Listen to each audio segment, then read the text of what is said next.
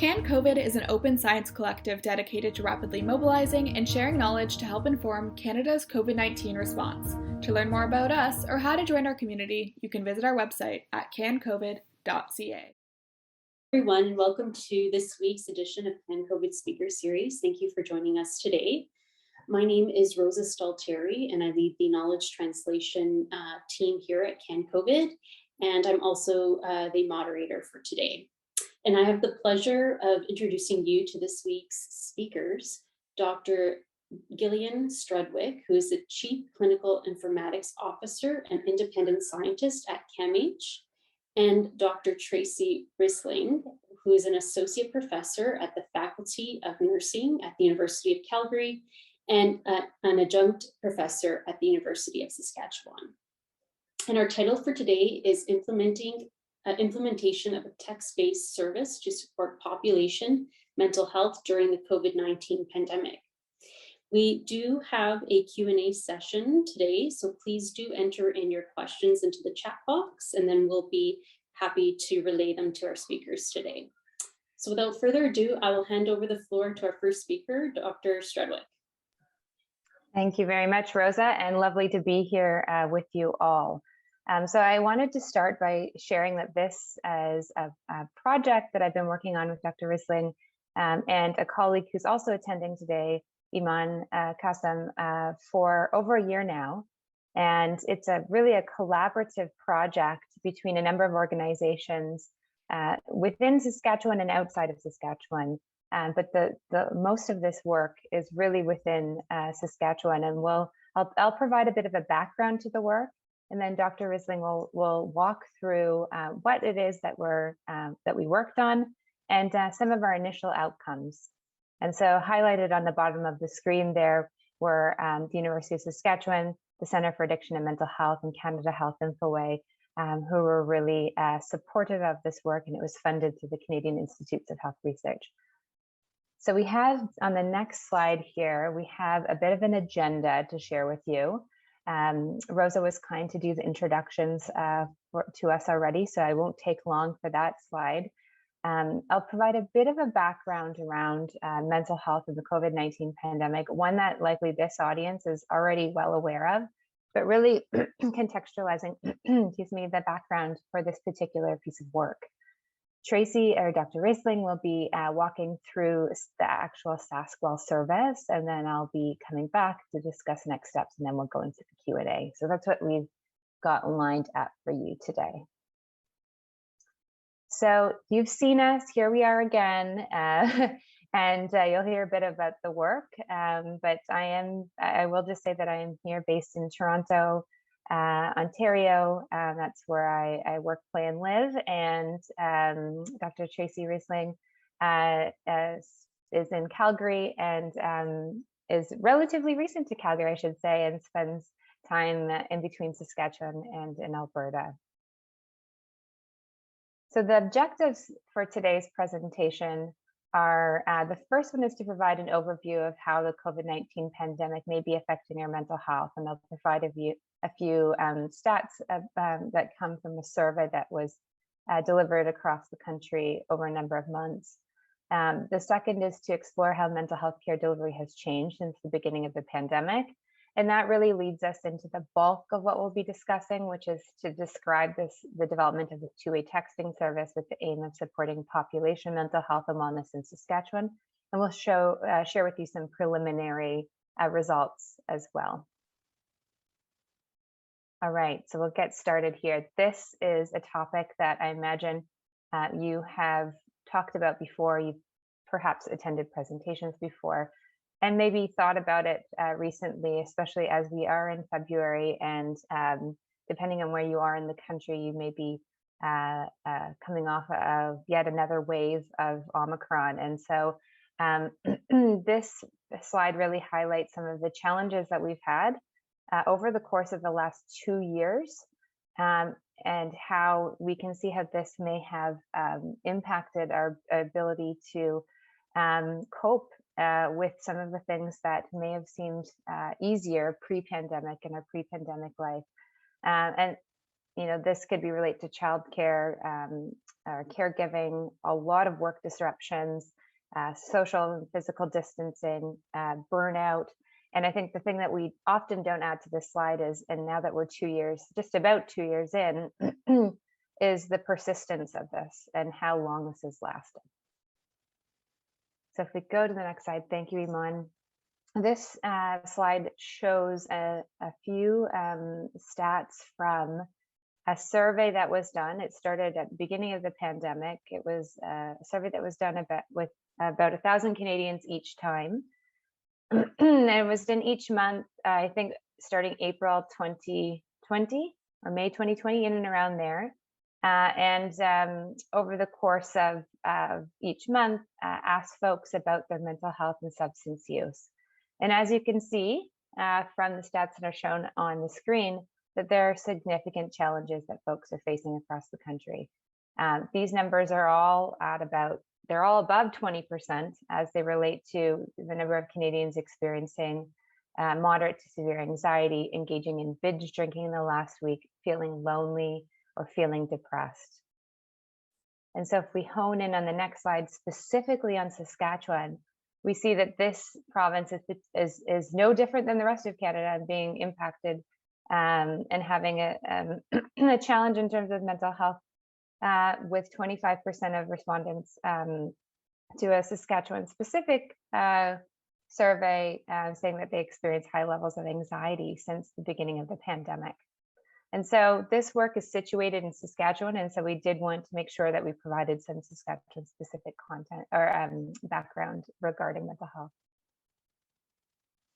And so in terms of the delivery of mental health care, prior to the pandemic, although there was some certainly some discussion and some care that was delivered in a virtual manner, we saw this explosion of virtual care in essentially all areas of healthcare, but particularly in mental health care, where a lot of the care can be delivered virtually. It's not like you're going in for surgery and you need someone to put hands on you to do some of the forms of mental health care. And so now we're starting to see a shift to some more hybrid type approaches.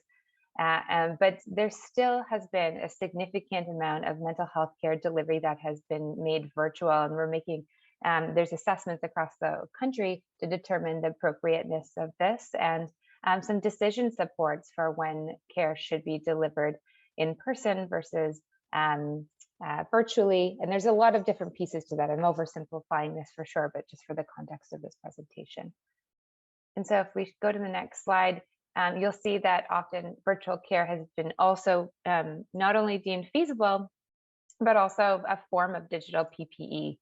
And so not sure if that's a phrase that folks have heard before, but essentially, well, if you're behind the screen, you can't you can't catch COVID. And so there's no way of virus transmission. And so this is where that phrase sort of was coined from. And so this slide also highlights the significant increase of providers that have been providing forms of care in a virtual manner, with most of that actually being done on the telephone, and the smaller portion being done through video as well. And before we shift to Tracie talking specifically about the SaskWell project, I did want to highlight a survey that our team did as well to get a sense of what are some of the priorities of Canadians with regards to digital mental health. And so what we did find is that Canadians generally are interested in using digital mental health technologies, and that there are specific kinds of priorities related to these digital mental health tools, like curation. So there's all these apps out there. As an example, how do we know which one's good? How do we know which one's effective? How do we know which one to use for a certain condition, or when it's appropriate to use it? Navigation was a big piece, given that it can be very difficult to know where to go in our various provinces to actually receive appropriate mental health services. And the mental health passport idea on the right-hand side is essentially a patient portal. And so there were a number of different suggestions, and this work fit nicely in with that. And so I'll pass it on to Tracie to actually share more about SaskWell. Thanks so much, Gillian. Really appreciate it. So this project was made possible through funding from the Canadian Institutes of Health Research and also SHRF, the Saskatchewan Health Research Foundation. And if we move ahead, we'll take a look at what our purpose and aims were going into the project. We had a great interdisciplinary team. Myself and Dr. Strudwick are here today, but we also had support from Patricia Jansen from UBC, from our tech partners Memotext. You saw Canada Health Infoway highlighted as a collaborator off the top as well. And I'll speak about our patient partner lead. But really the primary purpose of this work was to look at co-designing a two-way texting program that would have some customization abilities and that would help to inform and provide access to specifically digital mental health supports for Saskatchewan residents during COVID.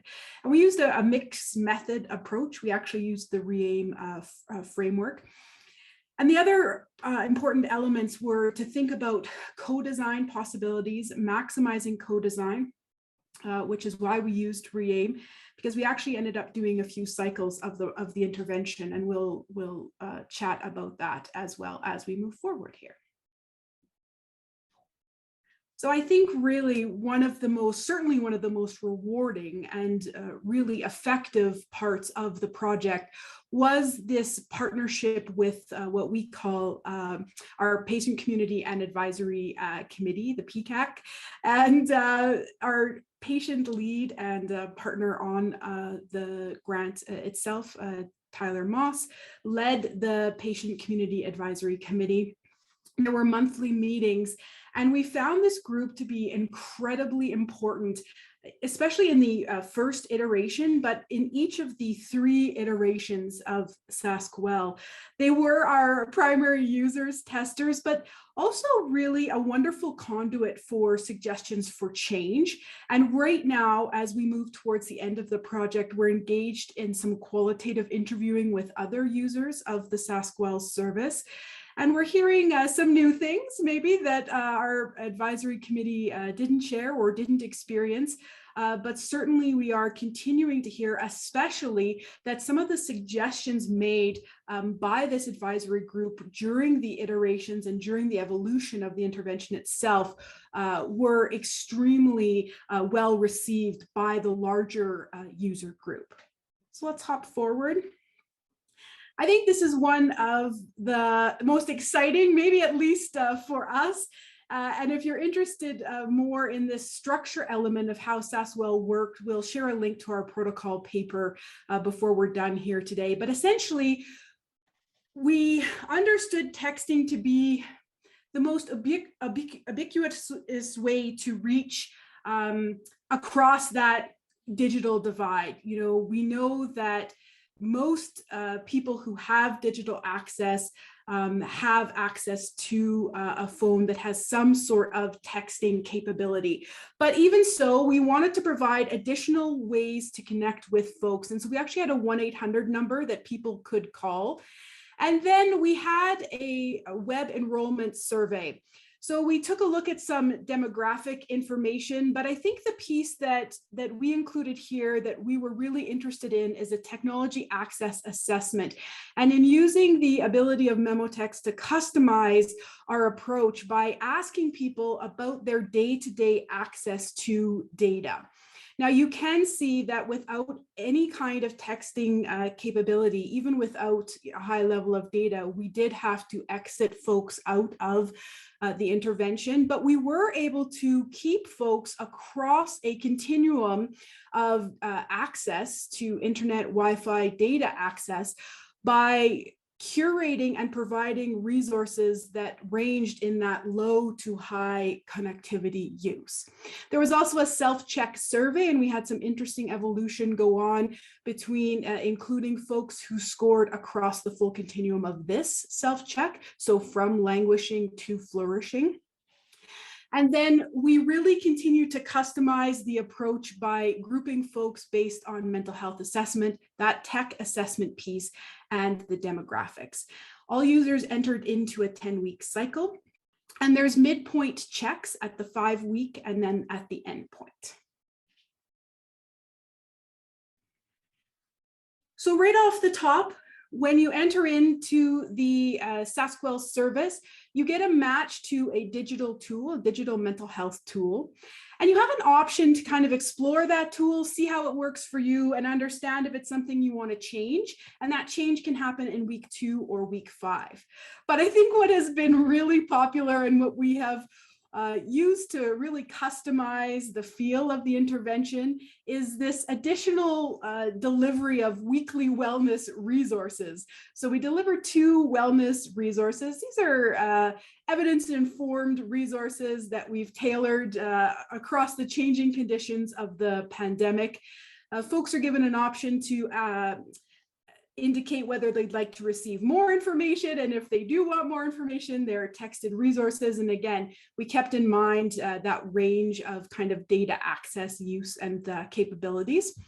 And then we also delivered polling questions. So this is how we structured what went out to the users every week. So let's hop ahead. So again, I think as Dr. Strudwick noted, to begin this project, we had the benefit of using work that Gillian had led previously in a knowledge synthesis to really look at, curate some of the digital mental health resources that were available here in Canada. And that list is what we use to provide that initial digital mental health tool for folks to use and evaluate and see. And then, as noted, those wellness resources really kind of evolved more organically over all of the iterations of the service. We had a lot of input for them from our advisory group as well. And that's how we continue to deliver the series of resources over the course of these iterations. So real quick look at how the enrollments went. We're actually in a bonus 4th iteration right now, and I'll talk to that a bit more if we have time in the Q&A. But you can see that we had a steady increase in enrollment. Also, unfortunately, a steady increase in the number of cases of COVID that were present in the province of Saskatchewan. Next slide. We have a huge skew in our demographics to female, and right now that 4th iteration, we're actually running it in partnership with the Student Association at the College of Engineering at the University of Saskatchewan. And we're doing some really interesting exploration about engagement of students in this kind of service. So as I said, we'll speak to that if we have a bit more time in the questions, and we'll keep moving. So we did take a look in Saskatchewan. We were particularly interested in the divide between northern kind of rural and urban residents. You can see, again, we have a really large contingent of urban folks who are using the service. And then we looked at the diversity of those groups as well. And I think I'm going to turn it back over to Gillian, who's going to wrap up some of our demographics and quick next steps, and we'll be on to questions. Sure. So this slide here shows how folks who participated in Saskatchewan scored on something called a mental health self-check. And so the first 3 bars show the score at the starting point. The middle 3 bars show the scores at the midpoint, and the last 3 bars show it at the endpoint. And what you'll see is that there's considerable drop off between the folks who did the initial scoring to the midpoint and the endpoint. And so that's why we're showing it to you in this form of a visual versus a different kind of an analysis, so that you can get a sense that the most folks who signed up were in that moderate category when they began. And you can see that the moderate category is still the highest point at the midpoint and at the end point for those who decided to fill out the midpoint survey and the endpoint survey. They weren't mandatory, whereas to enroll in this particular service, you did have to fill it out in the beginning, which is why we have a higher number of participants in our initial set of scores. And I'll just remind folks that the mental health self-check, as a result of filling it out, you'll either end up as languishing, which is the lowest category, moderate is the middle, and flourishing is the top category. There are sub-instruments. This is an instrument that's developed at Emory for the purpose of presenting here, because we wanted to share some preliminary results. We just use the larger buckets. And if we go to the next slide, this is really to give you a sense of, did folks change? Did they change between, say, if they started off as languishing, did they end up all of a sudden as flourishing? And I think we intuitively know that over a 10-week period, that folks aren't going to have a significant change in their mental health. But what we did see is that people they're not getting, it doesn't appear that folks are getting worse. It's going moderate to moderate, flourishing to flourishing, but this is some very basic, some early on look at some of the data. So I just wanted to share that with you now. And then the next slide here is really about what we plan to do next. So Tracie talked about how we're in this bonus 4th iteration of SaskWell, and so we'll be looking at wrapping that up in April. The middle one, there's a comment over, so I can't see it right now. Oh, it's we're doing our finalizing data collection and cleaning, so that's why we were able to present some of our preliminary results to date. And then we did have a fair bit of qualitative data from interviews of participants in our patient and family advisory group, that we're getting feedback on what it's like to participate and what we could do better if we were to do it in the future. All of that's really critical for adoption. And so we'll close off here, and thank you to the CanCOVID team for inviting us. And we look forward to questions that Tracie have started to roll in. Thank you so much, Dr. Strudwick and Dr. Risling. Very interesting preliminary results that you guys shared, and we'll get started, like you said, with the Q&A. So thanks everyone for joining and for asking questions. So the first one that came in was, what have been some of the key challenges and takeaways with implementing a text-based mental health service? Do you want me to take a first go at this, Tracie? So I think there's a few things. So I think we were quite sort of risk averse initially. And so folks who scored on the lower end in the languishing category, we wanted to connect them right away with services that were, say, beyond what we could offer through SaskWell, that were relevant to in the province of Saskatchewan. And when we got feedback from folks who participated in the service and our patient and family advisory group, they really said, yes, you can connect folks with services, but this is likely not to do any harm if we add some additional supports. And so we started to be a bit bolder in how we were feeling, and through other iterations, as Tracie mentioned, we were able to share it with more individuals. And so I think that was a key takeaway, is we were really feeling like we wanted to start off more conservatively, and that also speaks to the importance of the qualitative side of gathering feedback, as well as having a patient and family advisory group that was really empowered to share how they really felt. And I say kudos to the team that really worked with the patient and family advisory team, such that the power dynamics were such that people felt comfortable sharing. Anything to add, Tracie? I think one of the things you see that build of participants, it was a huge investment. We used a lot of social media, a lot of physical posters across the province of Saskatchewan, which has quite a geographic expense. And so, again, I see a couple of comments in the chat about the work that we did to ensure the potential reach of this kind of service.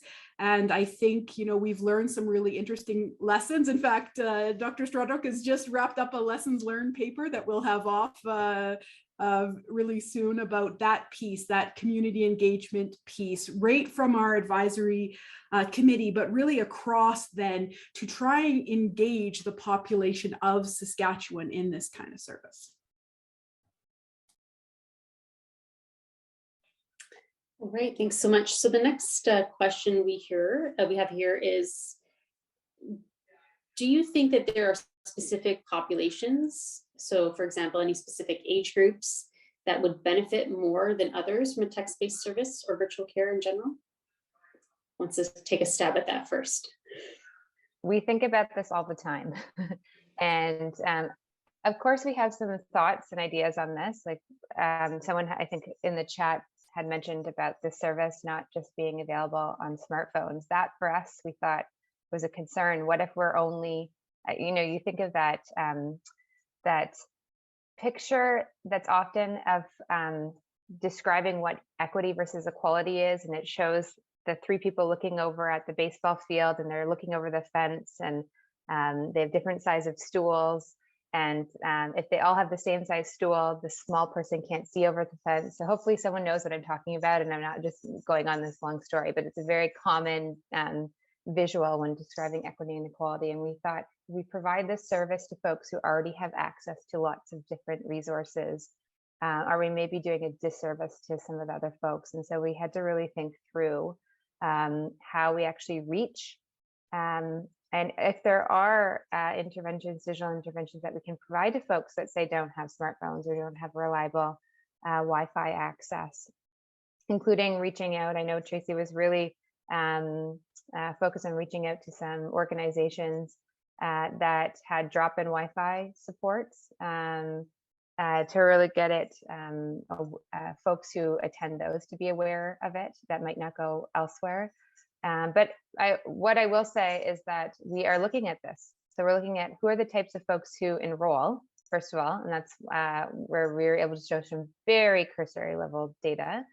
And also, what are the outcomes of the folks that enroll? Now, we have some limitations. We get that because there's drop off, but we're doing the best we can with the kinds of data that we have to see who might be benefiting or not. Dr. Risling, would you like to add anything before we get to the next question? Oh, I think let's move ahead and we'll see if we can get through a couple more here. Sounds great. Okay, so the next one is from Christine. As someone who responds to crisis calls in my other job, I wanted to ask, how do you make sure SaskWell remains a connectivity tool and doesn't quickly become a crisis or counseling tool? I think we were really clear about that off the start. I think it was, really important for us to do that. That's, where Dr. Strudwick's expertise really comes in as well. But then, we had that interesting evolution where folks who got messages about other supports, other crisis counseling supports, if they scored in the languishing range, identifying that they were, aware of or planned to seek out those supports, but also wanted an opportunity to engage in the service. And I think that was a really interesting point for us. In the qualitative interviewing we're hearing right now, we're really looking ahead into the future of the service where people are saying, and it's really the customization, right? We're not just talking about, one-way messaging. We're talking about evolving the use of customized two-way messaging to really be able to deliver value to users. So for example, we're looking at this for nurses, but we're also looking at this for other groups where not only can the resources be customized, but we've had users in interviews say, can you just tell me in my area, like who I could contact or, what people think. So more in-depth information about those kinds of resources. And while that's not what we did in this iteration, it's not it is something that we may be able to look at as we really push and explore the potential customization of a two-way texting program like this. And I think I will say to that piece too, that people really love the ability to be able to say, yeah, actually, I do want to hear more about this, or no, I'm not so sure. And one of the changes that we made was that users could pick the days of the week and the time that the text messages came in. And that has been really useful for engagement as well.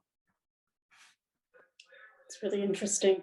We'll try to get through maybe one or two more, just because we're out of time. Let's go to this one. How does the service, alongside other virtual modes of care, contribute to improving health equity or access to care?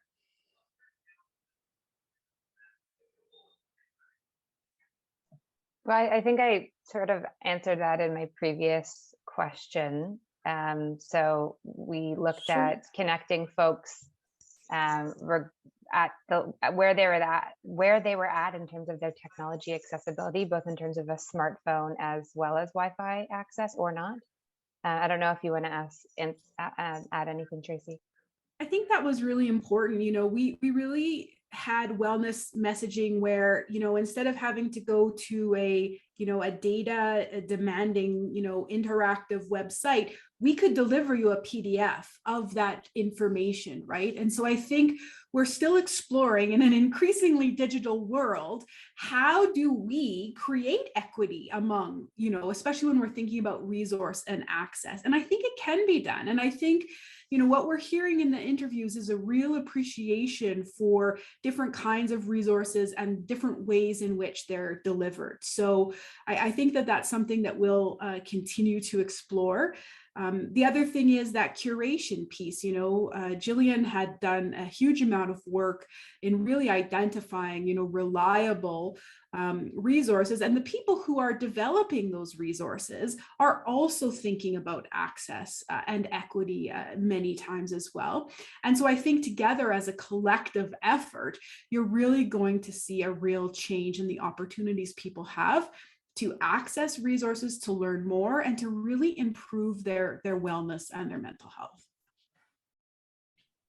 All right, well, thanks so much. We are out of time, but I do want to just take this opportunity to say thank you on behalf of the CAN COVID team. We'd like to extend our thanks to you both, Dr. Strudwick and Dr. Risling, for sharing this important work. And we're looking forward to seeing the final results of this study. And I do just want to mention that I think we have the protocol to the study in the chat box if anyone's interested in taking a look. And just want to say, please join us at our next speaker series on March 15th from 3 to 3:30, where we will hear from Dr. Carol Estabrooks on long-term care staffing and COVID. So this concludes today's event. Thanks so much for joining us, and we'll see you all at the next one. Bye for now. We would like to thank our speakers and members of our network for their continued support and participation in Canada's pandemic response. If you are interested in learning more about CAN COVID or joining our Pan-Canadian COVID-19 Research Network, please visit our website at www.cancovid.ca.